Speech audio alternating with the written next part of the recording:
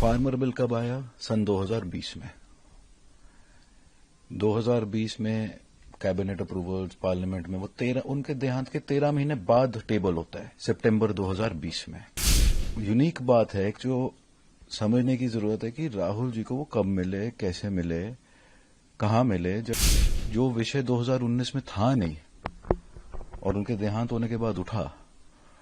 तो आज उस चीज को लेके हम किस बारे में कह रहे हैं कि अरुण जी मेरे को मिले फार्मर बिल को लेके। तो सर राहुल गांधी ने जो बयान दिया है कि आपने शायद सुना होगा कि मैं को आपके फादर जो स्वर्गीय अरुण जेटली जी ने बार मिलने बुलाया और ये कहा कि आप किसानों के बिल पे ज्यादा बात ना करें, नहीं तो मैं आपको देख लूंगा। देखिए, एक बड़ी यूनिक बात है कि एक व्यक्ति जो हमारे बीच नहीं रहे, जिनका देहांत अगस्त 2019 में हुआ और उसी महीने वो चंद महीनों के लिए बीमार थे, उनका स्वास्थ्य ठीक नहीं था।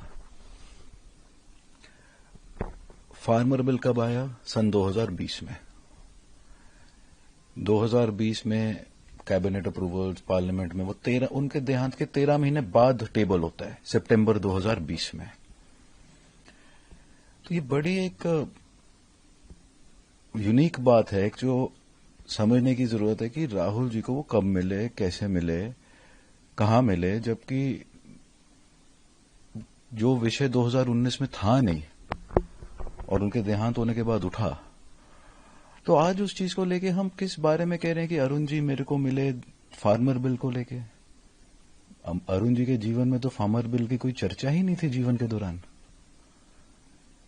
और रही बात थ्रेटन करने की, धमकाने की, वो एक ऐसी चीज है जो अरुण जी के स्वभाव में थी नहीं, नेचर में थी नहीं। वो एक कंसेंसस बिल्डर थे, वो एक डेमोक्रेटिक प्रोसेस को करते थे, वो एक डेमोक्रेट थे नेचर से।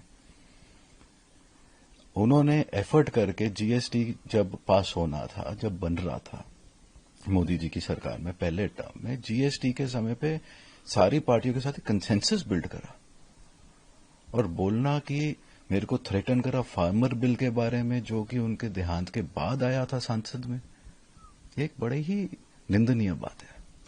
लेकिन सर बाकी जो है पक्ष, जो विपक्ष है वो बीजेपी, वो भी यही कह रहा है कि ये बचकानी बात करी गई है बिल्कुल, और काफी लोग ट्वीट भी करते हैं कि ये उन जो दिवंगत आत्मा को इस बीच में लाना ये शोभनीय कार्य नहीं है।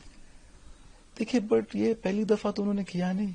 उन्होंने एक दफा पारेकर साहब का नाम किसी इशू में उठाने की कोशिश करी थी। एक सेइंग है, जब कोई व्यक्ति हम लोगों के बीच में ना रहे तो it is best not spoken about, let them rest in peace.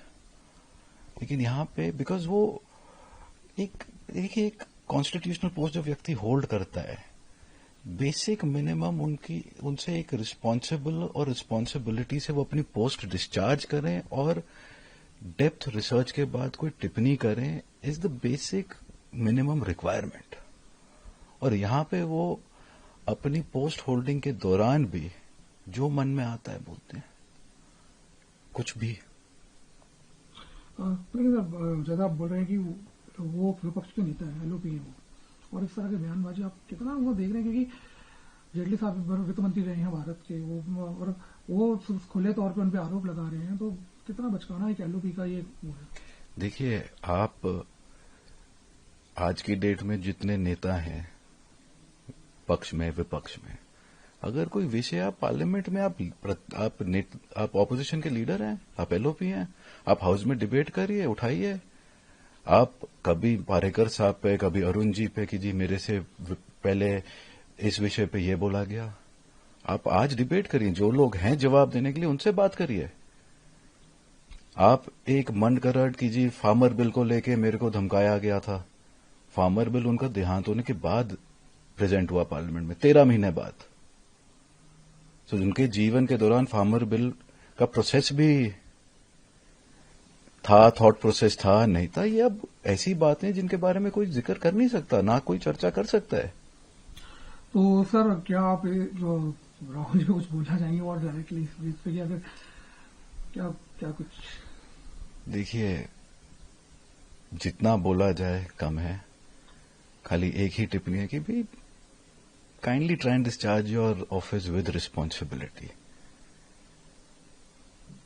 बोलना कि जी किसी व्यक्ति ने, अरुण जी ने मेरे को ऐसे कहा without any basis, not the right thing to do. अगर कहीं ना कहीं आपके इमोशंस आज हर्ट हुए कि आपके पिताजी को इस तरह याद करा गया, उन पर आरोप लगा दिए गए बेमतलब में, तो आज आप हर्ट हुए।